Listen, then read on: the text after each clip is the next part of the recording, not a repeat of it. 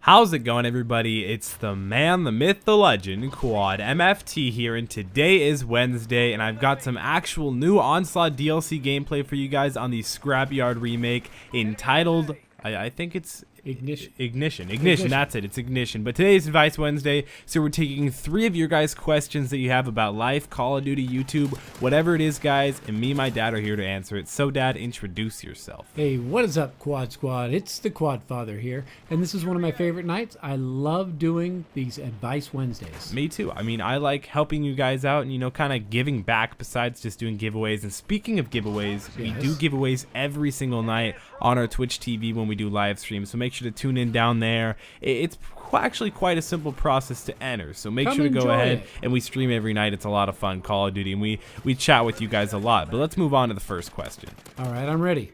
Are you sure? Are you sure about this? I'm braced. All right, here we go. Hey Quad and hey Quad Father, I love watching your videos, love your streams, and have been watching for about a whole year. Well, this guy's quite a loyal fan. See, now I like this girl in my school, and I really don't know what to do to make her to like me or get her attention. I also get really nervous to ask her out. What should I do? Hashtag Quad Squad. Well, Jason, you know what? A lot of guys have that problem. Jason? Yeah, I just named him Jason. I figured he needed a name. Okay. Okay, so Jason. A lot of guys do have the problem. I still feel awkward when I'm talking to a girl who I think's attractive, and I don't know if she likes me or whatever. Yeah. So I always come up with something that I'm actually curious about. I want to talk about her because probably her favorite topic is her. Oh, easily. I noticed that today in PE. People like talking about themselves. I can ask a question and they'll go on for 2 minutes about it. And it makes them, I don't know, kind of like me a little bit more. Maybe. Yeah, well, you know what? Maybe help, at least. One of the first things I look for is someone who likes me. Yeah, I mean, that's got to be a requirement. Right. So if you get them talking about themselves, it takes the pressure off you.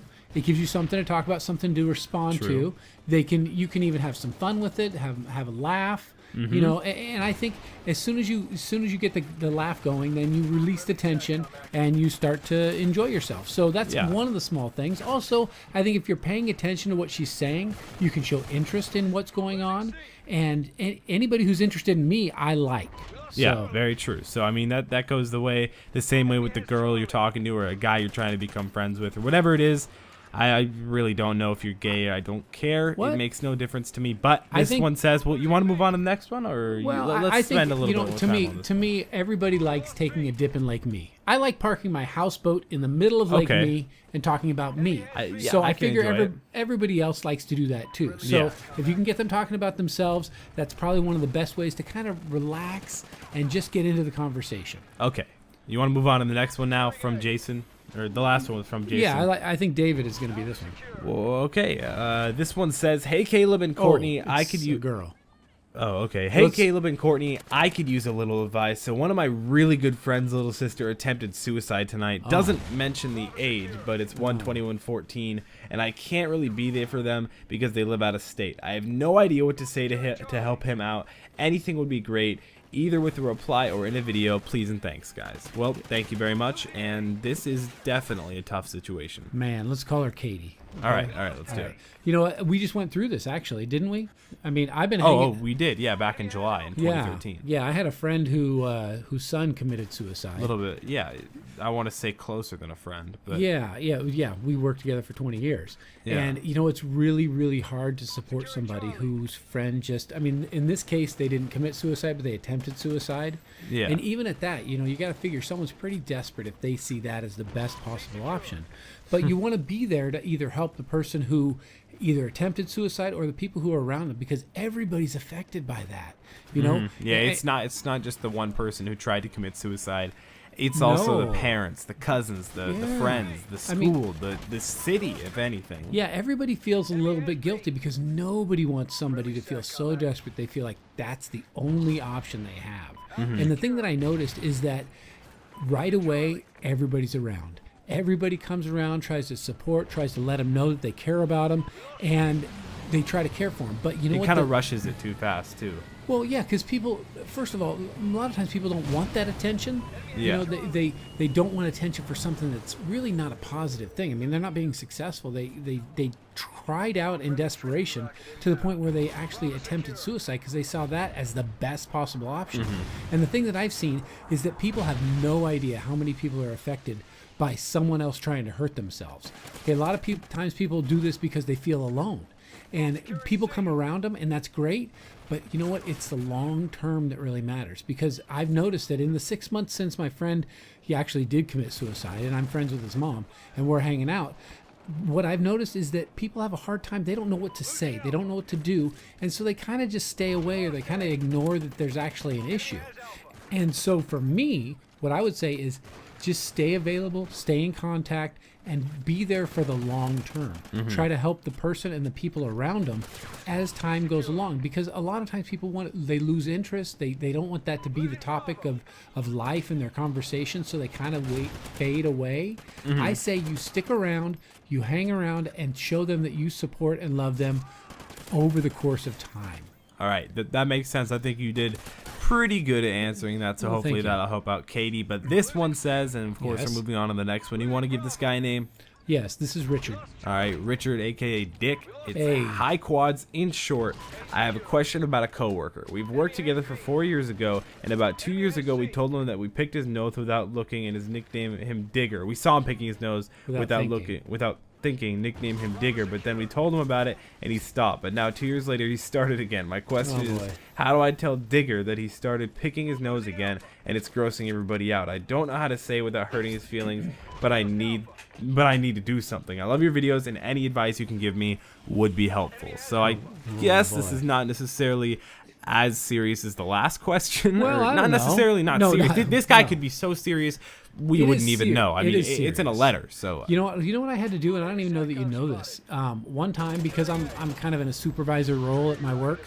One time I had to tell this gal that she stunk. Really? It just every time everybody would get near her, she just smelled.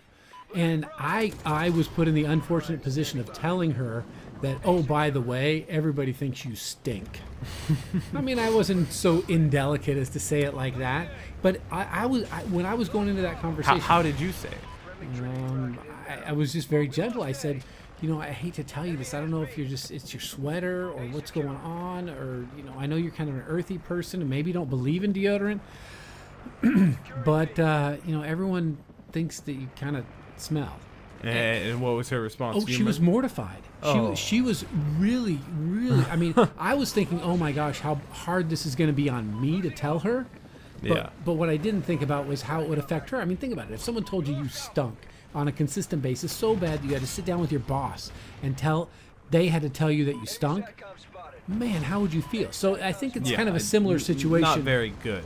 No, I hope not. If you think so, we have some other conversations to have off air here. Yeah. But no, this is a really similar situation as, you know, with a guy who's picking his nose. I mean, you got to figure something's going on with this guy, because I kind of always know where my hands and fingers are. And if if he's just not noticing it, then that's kind of weird. Yeah, if he's itching his butt or his nose and he doesn't quite realize it, and then someone tells him, and then later he comes back to it, I say you actually have to sit down and have a conversation. Well, and I think he could be also, like, you know, dozing off and not really thinking about it. With your finger up. Has that ever happened to you, son? I can't remember because I was dozing off. Oh, okay. It makes sense, right? Sure, I'll buy it.